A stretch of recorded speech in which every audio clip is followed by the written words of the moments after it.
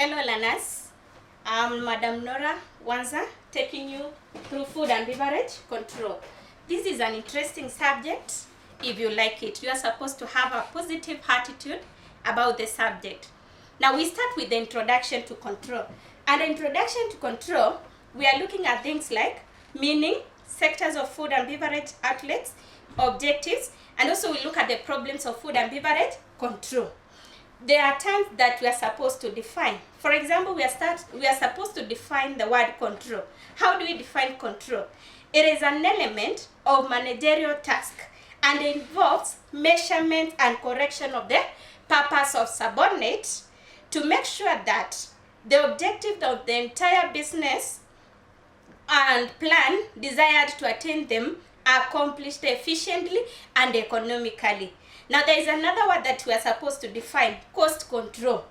What is cost control? Is the guidance and regulation of the cost of operating an undertaking. Food cost control is another word. Is simply cost as applied in undertaking, applying on the operating food facility. The key word that we need to define is food and beverage control. How do we define it? It is a process that monitors the movement of food from the time they are purchased to the time they are consumed by the guests. Also, we can define food and beverage control as it is the guidance and regulations of cost and revenue of operating the catering activity in hotels, restaurants, hospitals, schools, employee restaurant, and other establishments. Another definition for food and beverage control is the process of analyzing whether actions are being taken as planned and taking corrective action to make them conform to planning.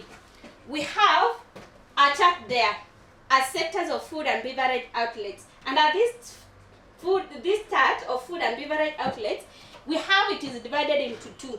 We have commercial catering and secondary welfare. Commercial catering is also called primary catering or commercial catering. So, what is commercial catering? These are establishments where the main aim is to earn a profit by providing food and beverage to the guests as per their demands. That is the main difference. And for secondary welfare, the establishment that provide food and beverage as a part of another business. Their aim is not to earn money, but instead to provide welfare services at affordable prices. So we have seen at the commercial, they are looking at making profit. But in secondary, they are not, their aim is to provide welfare services to the guest. Now we have, under that chart, you can see we have general market, restricted market, how it is going.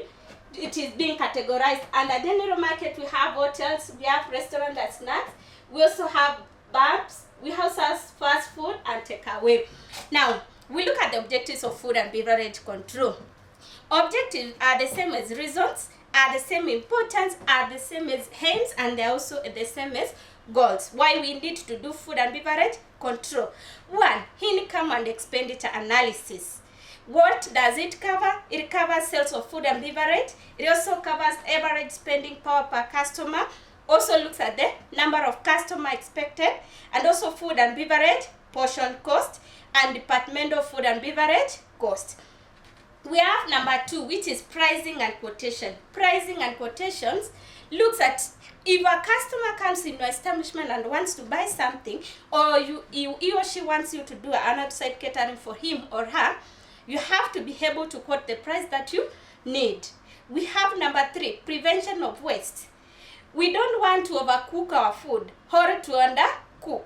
So it is good to prevent the wastage, in which results as a result of undercooking, burning, cooking, and also overproduction, in order to meet the targets such as food and beverage, sales and gross profit margins. Number 4, establishment and maintenance of standards. The basis for the operation of any food and beverage outlet is in the establishment of a set of standards which could be particular to an operation. For example, 4-star hotels, unless standards are set to the employees would not know the details of the standards to be achieved. an efficient unit would have the set standard laid down in manual known as standard operational procedures. This helps as a reference for the staff while they are working. We have prevention of fraud. What is fraud? Wizile kidogo mnafanya jikoni. So it is necessary for a control system to prevent or at least restrict the possible areas of fraud by customers and staff. There are typical areas where staff steal. How do staff steal from the establishment? Overcharging for the items served, undercharging for items served, and also stealing food and drinks or cash. There are other areas where guests steal from the establishment. How do they steal? One, deliberately walking out of the establishment without paying for the food that they have totally consumed.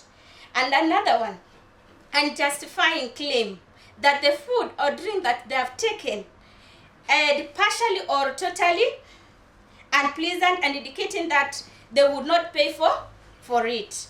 And another one, distributing the number of drinks served, making payments by stolen checks or credit cards.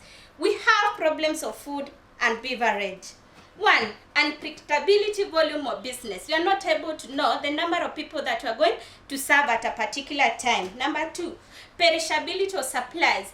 The food is both perishable as a raw material, also under when it is cooked. So it is not able for you to maintain that food for longer time. Daily variation of production. We have an a la carte menu where you cannot continue producing one type of food one time. So you need to change to accommodate your guests. We have number four, the short cycle of catering operation. The food can be, if you look at our food, we buy the same day, we prepare the same day, and we sell the same day. So it is not compared to a business, someone doing plumbing or someone doing carpentry, where they can make the chair today, they cannot make it today and sell it today. So it takes a process. High degree of departmentalization, number five. So in our industry, in our hotel establishment, we have main departments, and those departments, there are many. We have restaurants in them, we have fast food in them. So the departments are many, and the outlets are many. In our next class, we'll look at the control phases.